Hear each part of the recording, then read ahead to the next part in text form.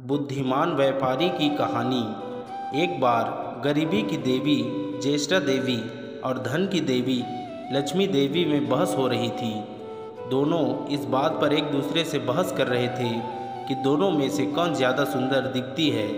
दोनों ही देवियाँ अप्रतिम सुंदरता की मालकिन हैं, मगर दोनों में जब तुलना की जाए तो कौन श्रेष्ठ है, ये तय कर पाना देवलोक या पाताल लोक में कोई भी नहीं कर पाया।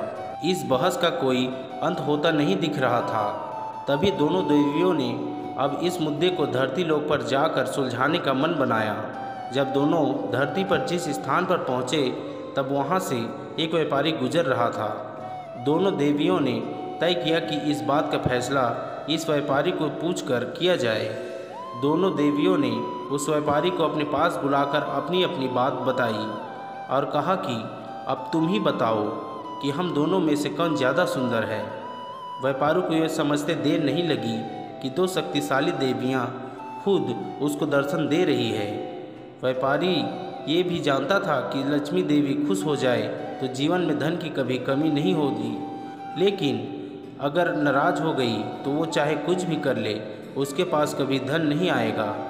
दूसरी तरफ ज्येष्ठा देवी खुश रहेगी तो गरीबी उससे दूर रहेगी और उनके नाराज़ होने पर गरीबी उसका मरते दम तक पीछा नहीं छोड़ेगी।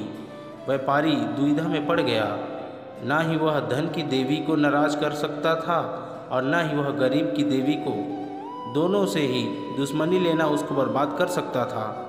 फिर व्यापारी थोड़ा सोचने के बाद बोला, देवी लक्ष्मी, आपकी सुंदरता के आगे तब विश्व की सारी स्त्रियां फेल है जब आप घर के अंदर प्रवेश कर रही होती हो। देवी ज्येष्ठा, आपकी सुंदरता के बखान के लिए तब कोई शब्द नहीं मिलता जब आप घर से बाहर जा रही होती है।